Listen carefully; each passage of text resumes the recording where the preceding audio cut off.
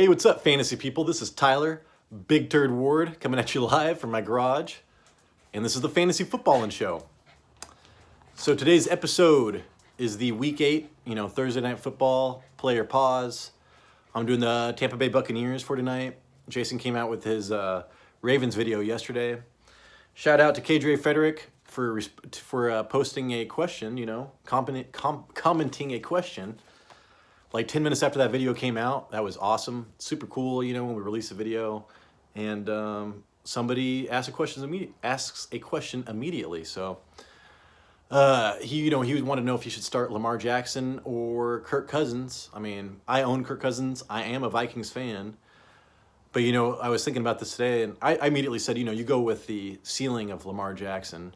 But it is scary because, Mark Andrews, something's not right with Mark Andrews. And that's where Lamar Jackson gets a lot of his points. And it does look like Rashad Bateman's going to play tonight. But, like a lot of times I'm like, what would I be more upset with myself? Would I be more upset with myself if I started Kirk Cousins, got 20 points, and then Lamar Jackson went off for 35, Or would I be more upset if I started Lamar Jackson, he got 12 points, and Kirk Cousins got 20, I'd be more upset about the high ceiling. I missed out on that, 35-point game. Because you don't get those games from every player, So Kirk Cousins is not going to have a 35-point game ever. From this point forward, Lamar Jackson's going to have a lot of them. So you're just going to roll the dice on that. So anyways, enough of that. Tampa Bay Buccaneers, who I'm covering right now. Oh, don't forget, please like and subscribe. Thumbs up if you like us. Thumbs down if you don't. And, comment what you like, what you don't like. What you want to see more of, just general, start, sit questions, stuff like that. And please subscribe if you want to see more stuff like this, And it is super motivating. It just is an amazing feeling when somebody subscribes. So anyways, starting off with Tom Brady. Baltimore is 25th best against QBs this year. They have a lot of rookies, second-year players in their secondary, and it is showing. So Tom Brady 6-2 all time versus Baltimore, 10 TDs, 5 interceptions. He's 4-0 against Baltimore at home with all of his best games. And it's funny, he has like a bad game against Baltimore every other game. He had a bad game against Baltimore last time he played him. So if you go by that amazing logic, he's going to kill it tonight. But his offensive line sucks, and he is not making the greatest decisions. And something is obviously wrong with his home life, So this is different than most years. But, I still believe in Tom Brady. He's still making some throws that are, like, amazing. And he came out, he knows everybody's talking about him, And he knows everybody thinks that he is washed, kind of. That was the talk of the week, man. And if you give somebody like Tom Brady all this motivation, just like a huge chip on his shoulder, it's not going to be sustainable, but I could see him having a great week tonight. I could see him maybe for the next month, man. Like, he's killing it. But, his offensive line is a real issue that's not going to get fixed. And, and the front seven, Calais Campbell and all that stuff, they're really good for Baltimore. So it's scary, but, I'm not betting against Tom Brady just yet. Maybe if he doesn't respond in this game or the next game, because, dude, it's like, everybody is calling for him just to quit football, retire. Kurt Warner's talking about all this stuff. So he hears it, man, and I can just see him like summoning greatness for like 2-3 more weeks or something like that. But this is last year. He does not look the same. It's not right. So anyways, I'm going to press and play on Tom Brady. And I expect like 300 yards and 3 touchdowns from Tom Brady tonight. I really do. So, because he only went 2. He almost had 300 yards last week. He just didn't get the touchdowns. So I'm like, I would bet on the 300 yards, and I'm betting on some touchdowns tonight. So next up, Leonard Fournette. I'm pressing play on Fournette. He had a terrible game last week. He got outrushed by Rachaad White last week. But like you just don't give up on Fournette. I heard a bunch of stuff about trading Fournette.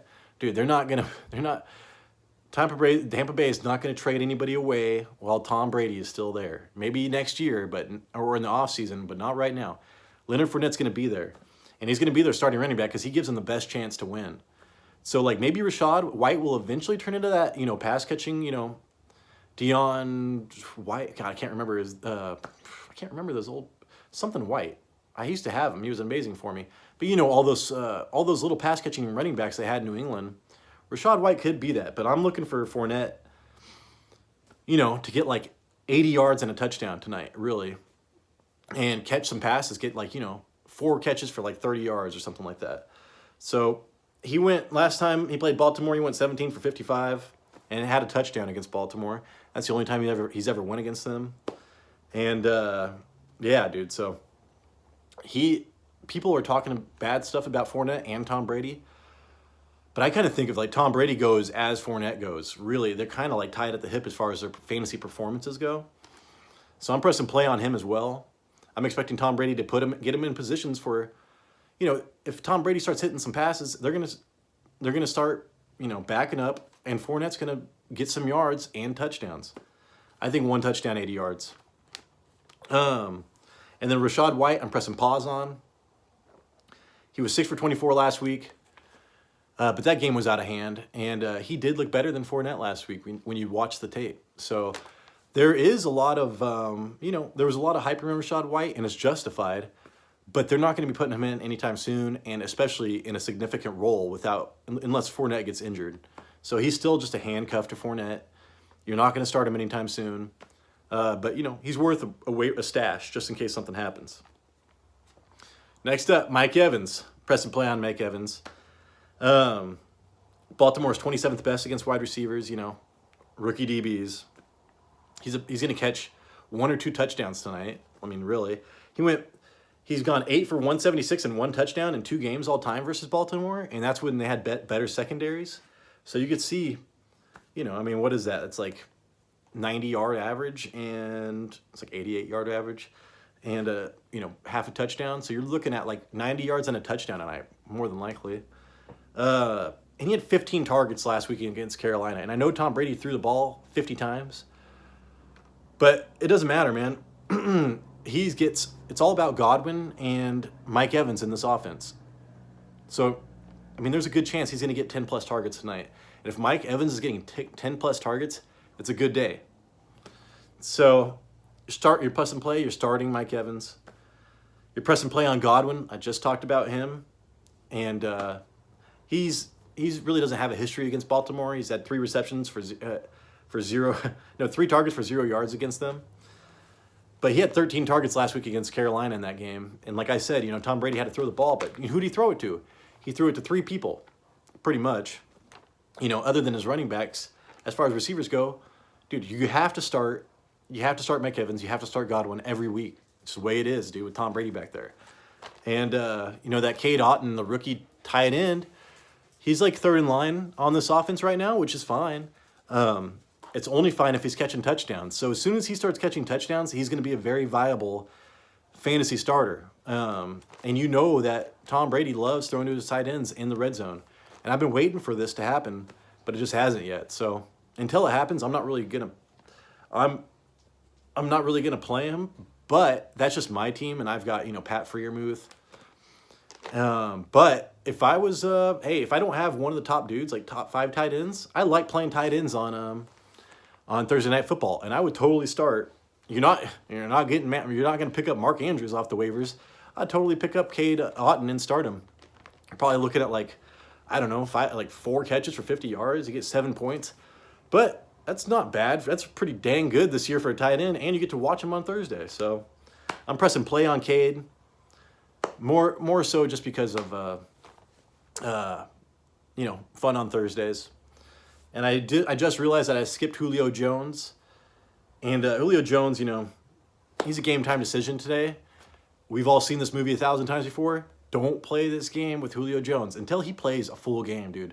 Don't even worry about picking him up or doing anything with him, okay? Save yourself the pain and heartbreak and stress, all that crap, dude. Don't worry about it. So, pause on Julio. trying to make sure this dog doesn't chew through my stuff. 1 second, come here.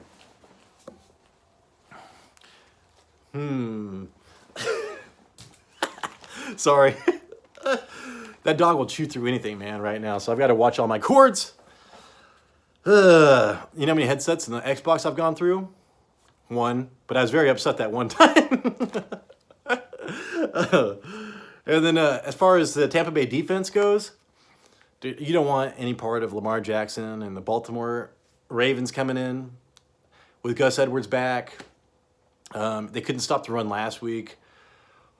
Who knows if that's a real thing or if that was just that game. I feel like you could just throw that game out last week and not worry about that. But yeah, I'm pressing pause on the defense. So, and then, hey man, this is my kicker. I thought this kicker was like the best kicker all year because Tom Brady didn't know what to do. You know, he could move the ball, but as far as the end zone as far as the red zone goes, he was not doing that great. But yeah, suck up. You know, he's always one of the top ranked kickers. You're playing him no matter what. Last week, they literally just kicked 1 field goal. And I think that was just to make sure that Tom Brady wasn't going to get shut down because that was like on a 4th down and they were down by, the game was almost over. They just like kicked that field goal just to get points on the board. So that was a terrible week for Suck Up. But hey, man, I'm not going to drop him. Tom Brady offense and a struggling Tom Brady offense, that is a recipe for a lot of field goals. So I'm going to start him tonight, even though. And then you look over on the other side, dude. Baltimore's totally fine kicking 10 field goals with Justin Tucker. So it could be a field goal game. If it is that low, that low scoring defensive battle, that it could happen. I'm hoping it's more of a barn burner. I'm hoping that Tom Brady produces points, which forces Lamar Jackson to produce points. That's what we're hoping for tonight. So I think the over and under was 45.5. So, Vegas thinks it's going to be like, what, 21, 24 or something like that. So there's going to be some points scored. It's better than those, 9 to 12 Thursday night games we had in a couple weeks in a row. So anyways, hey, thanks for watching to the end if you made it. And if you like this, remember, give it a thumbs up, give it a thumbs down. Please subscribe if you liked it. If you want to continually not like it, you can subscribe too. That'd be kind of funny. Just be a troll that subscribes to everybody so you know when they come out with videos. I'd take it, man. I would take that. Hey, good luck tonight.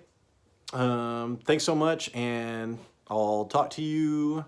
Oh, Friday night, drinking and talking football. So eventually we want a live show with that so we can drink with you guys and, wrap up the Thursday night and just talk football in general.